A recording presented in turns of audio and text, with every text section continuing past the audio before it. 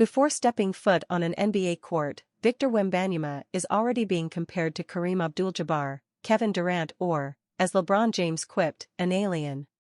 One high-profile media member said that if Wembanyama's career turns out to be Durant or Hakeem Olajuwon, he has failed to meet expectations.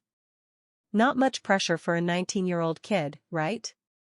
The fact is that Wembanyama is entering the league with Hall of Fame expectations, which means that if he's a multi-time All-Star who mixes in some All-NBA selections, he will be a failure in the minds of most fans and talent evaluators. It's endlessly unfair, but it's also what's led to him being the no-doubt number one pick by the San Antonio Spurs in Thursday's draft. At 7'4", his skills and makeup are off the charts. He puts on dribbling exhibitions, swats shots into the stands, and knocks down Dirk Nowitzki fadeaways. There's another comp for you.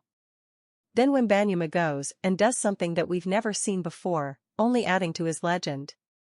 But, as we know, sometimes more than we like to admit, players fail to live up to expectations. And in Wembanyama's case, they're as lofty as any prospect since LeBron himself. Since we've all spoken so much about Wembanyama's strengths, we decided to take a look at a few areas that might end up holding him back. Here are 3 reasons why Wembanyama might, and we stress might, fail to live up to the unfair, colossal expectations that have already been placed upon him. 1. Durability/strength.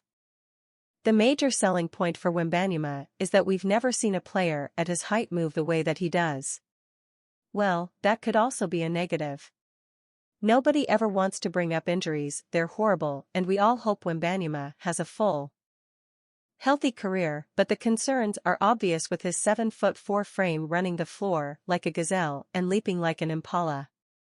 When I asked talent evaluators to address potential issues about Wembanyama, durability was the first thing they mentioned. I think wear and tear could be a thing, like, just his body, one source told CBS Sports. He's 7'4", 240, and 240 on a 7'4". A guy looks like sticks and stones. Wembanyama played in every game for Metropolitans 92 this season.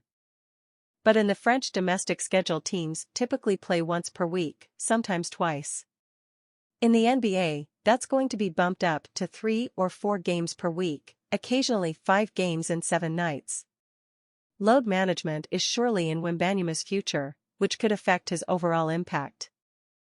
There's also the issue of Wembanyama playing against bigger, stronger forwards and centers on a nightly basis in the NBA. He's already an elite shot blocker, but how will he handle more physical players? For example, Wembanyama had a difficult time keeping 7'3", 270-pound Asvel center Youssoufa fall out of the paint during their matchups. There aren't many traditional post-up centers left in the NBA, but the best way to eliminate a shot blocker is to get into his body, which you can expect many bigs to do as Wembanyama begins his career. I just think it's gonna take him more time to adapt to the American game, to put on weight, another source told CBS Sports. And then hopefully he doesn't get hurt. 2. 3-point shooting.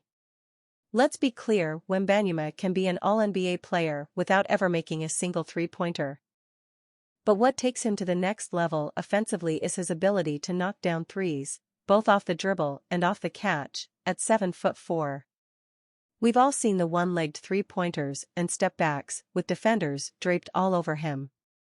When Wembanyama's season ended, however, he had made just 27.5% of his 3-pointers on 5 attempts per game.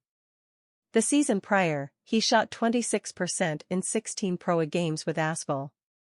Scouts will tell you that the low percentages should be chalked up more to shot selection than any kind of mechanical failure. They'll point to his 83% clip from the free throw line as evidence that his threes will eventually start to fall. It's very similar to LaMelo Ball, whose 25% mark from 3-point range in his 12 games with the Illawarra Hawks largely did not deter talent evaluators.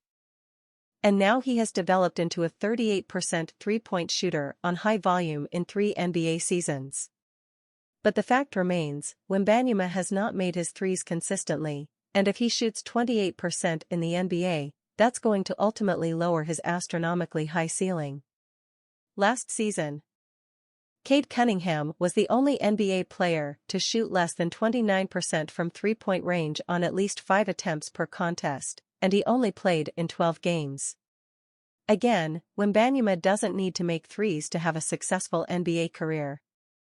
But it's a weapon that most people assume he'll have despite the numbers not necessarily backing that up. 3. The Scoot Henderson comparison. DeAndre Ayton and Luka Doncic. Andrew Wiggins and Joel Embiid. Blake Griffin and Steph Curry.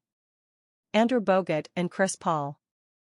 There are multiple cases throughout NBA history of number 1 picks, despite having solid to very good careers, being overshadowed by players selected behind them.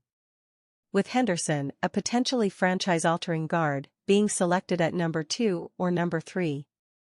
There's a non-zero chance that Wembanyama could end up playing second fiddle. Most expect Wembanyama to not only be the best player in his draft class, but also potentially one of the best players we've ever seen. Meanwhile, Scoot Henderson could lose his number 2 spot to Brandon Miller, lowering the expectations even further for someone who could be relatively close to Wembanyama in terms of talent. I will say I would not be utterly surprised if Scoot Henderson has a better career than Victor Wembanyama, one source told CBS Sports. After vehemently declaring that he would undoubtedly still take Wembanyama with the number 1 pick. I would not be shocked, I will go that far. This kid is special, man.